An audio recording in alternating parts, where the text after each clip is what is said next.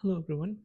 Today I'm going to show you how to analyze a truss using a method of section.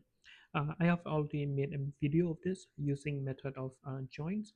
So here I will use method of sections to calculate all the member forces, and you will see that the value must be consistent whether you use method of joints or method of sections. Okay, so the first step in doing method of section is um, always find that zero forces. So you must identify zero forces. The reason why this is important is to maintain equilibrium, because equilibrium must be met when you analyze a truss. So which means that if you don't identify the zero force member, then you will get different um, forces for the same member. You'll have two different type of forces for the same member, which is a violation. So that's why it's important to identify zero force member you by just inspecting. Okay, we are not going to calculate, we are just going to inspecting based on our idea that we have already mentioned in my previous email about if there are two member forces, then both of these member forces will be zero force member at a joint.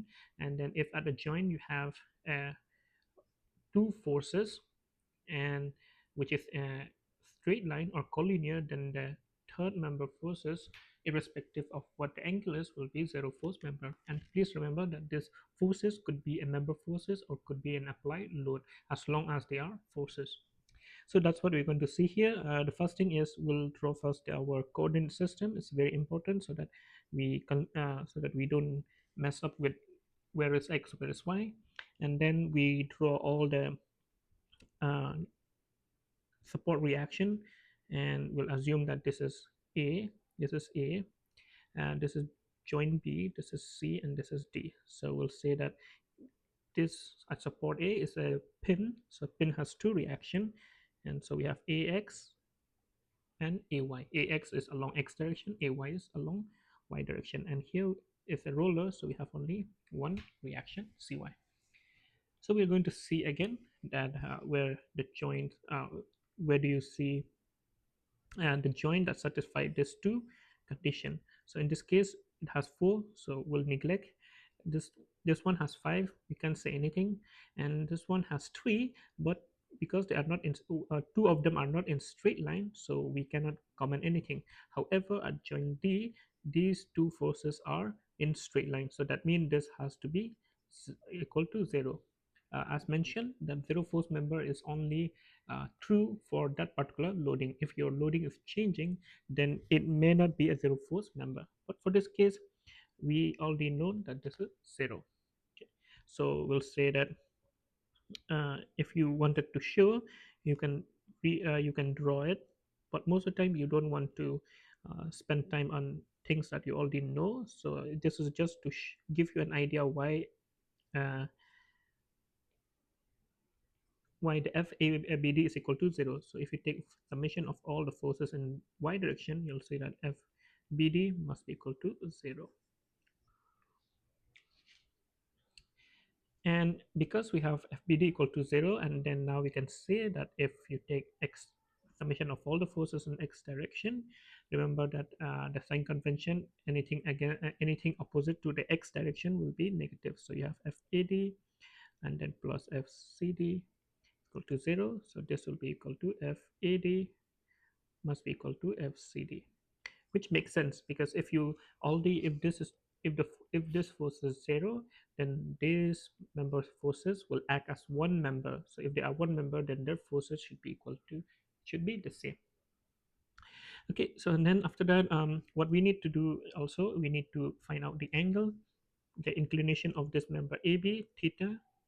And I always mention in the class that we always take theta with respect to x-axis because it's easy to calculate. So all these are theta, and you will see that this angle, we know that this is 4 meter, and this is also 4 meter. So we know that this is 4 meter, this is 3 meter. So we'll, if we use Pythagoras theorem, 4 square plus 3 square, you'll get that 5 meter. So this means that this has to be 5 meter. And then from there we can find what is cos theta is 4 over 5, and sine theta is 3 over 5. This is important because we are going to, when resolving the force for x, when x component will be cos theta and y component will be sine theta. So the rule for method of uh, method of section is, you can use summation of all the force equal to 0, summation of all the y equal to 0, and summation of moment is equal to 0. So you have three equilibrium equation. So which means that you can maximum cut three unknown. So please remember that when you use method of section, the maximum number of unknown forces or number that you can cut is three, not more than three. Otherwise you have to cut more. Then you have to find how to find those additional unknown number. So in this case, you you can see that if I cut in this, it has 1 2, that's fine. And if you cut this also 1 2 3, so that also possible. If you cut this also is, if you cut this also is okay, 1 2 3. And you can even cut by this also, as long as the number of member forces is equal to 3. So in this case, all I need to know is uh, this forces 2 3. So I just need to know 1 2 and 3 in this truss, because I already know that these two are equal. So I just need to find 1 2 3. So in that case, the best way to cut is to cut into two sections. So we're going to cut uh, this. So we're going to say this is my first cut, and then I will use this as my second cut. And if I use that as my first cut and then I use this as a second cut, then I need to know the support reaction. So from the previous, if you go to the previous video that I show using method of join, you can already see that the support reactions at support reaction for Cy will be equal to 15.625 kilonewton, and you'll see that it's same direction. And then Ay will be equal to 4.375 kilonewton, again upward. And then I have Ax is negative kilonewton, negative 15 kilonewton or 15 kilonewton. I have to change the direction, but um, but in general we don't care about the direction for now. We'll always continue with the assumed direction, and if it is negative, we'll just put the negative value. If it is positive, we'll put the positive value. We are not going to change the direction of the forces that we have already assumed at the beginning for the support reaction. Okay, once we have that, then we'll go for 3 is using method of section.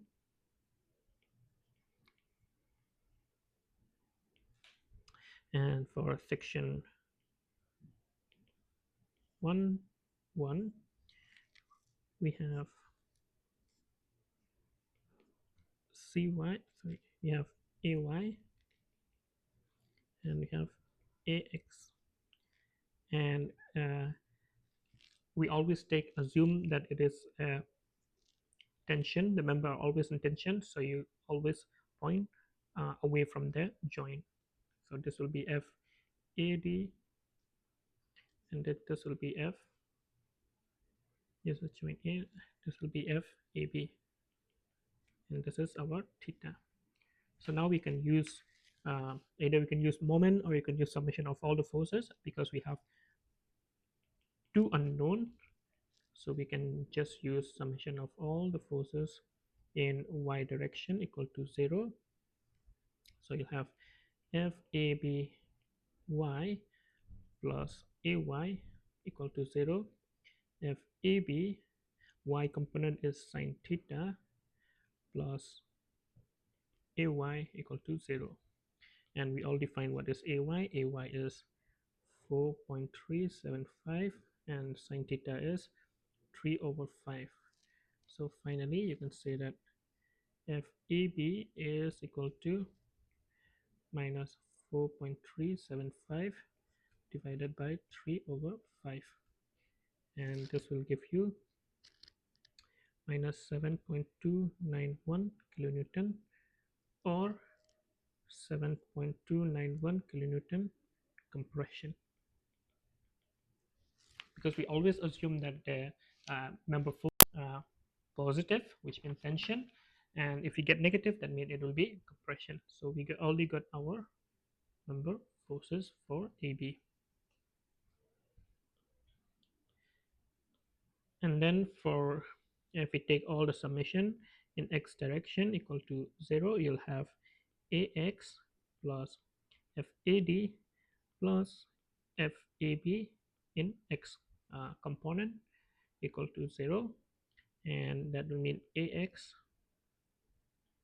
plus FAD plus FAB cos theta equal to 0.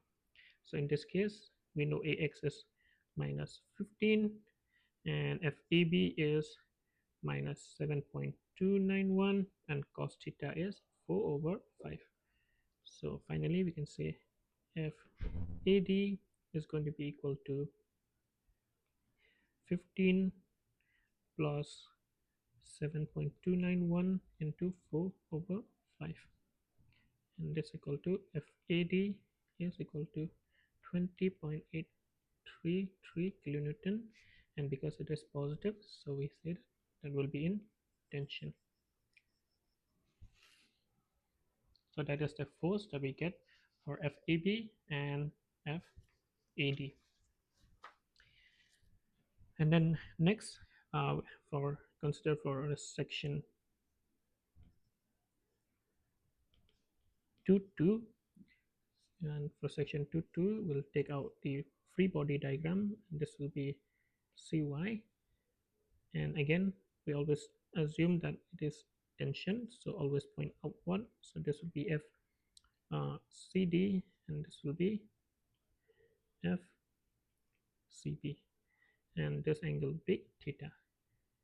So now we can use summation of all the forces in y direction. You'll get FCB y component plus CY is equal to 0. You'll have FCB sine theta plus CY equal to 0, and we already know CY is 15.625 and sine theta is 3 over 5. So finally we can say that FCB is equal to minus 15.625 divided by 3 over 5, and you'll get FCB is equal to minus 26.042 kilonewton, and because it's negative, so that means it'll be 2.6042 kilonewton in compression. So there we have all the forces, and so there we have all the forces for FCB. We have the forces for FCB, FAD, and FAB. So we all define all the forces for FAD, FAB, and FCB. So we can find all the forces for this one also. We already find for CD because we already know the relationship. So we find all the forces, and in case if you in the, let's say in the during exam you have time to verify, then we can do a verification. And for this verification, you'll just take summation of x equal to 0. So you'll have minus FCD minus FCB in x direction equal to 0. So you'll say that minus FCD minus FCB cos theta equal to 0. So you'll put the value of FCB which is minus 26.042, and you'll put the value of cos theta, which is 4 by 5, and you'll find that your FCD will be equal to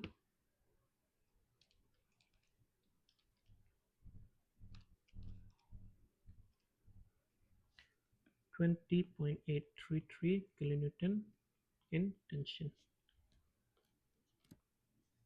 And now you'll compare it whether your FCD is the same as uh, AD. So you'll see that your FAD is 20.833 kilonewton and FCD is 20.83 kilonewton. So it satisfies the condition. So that means uh, all your forces are uh, all these forces are correct. Okay, so that's how you use method of selection. Thank you.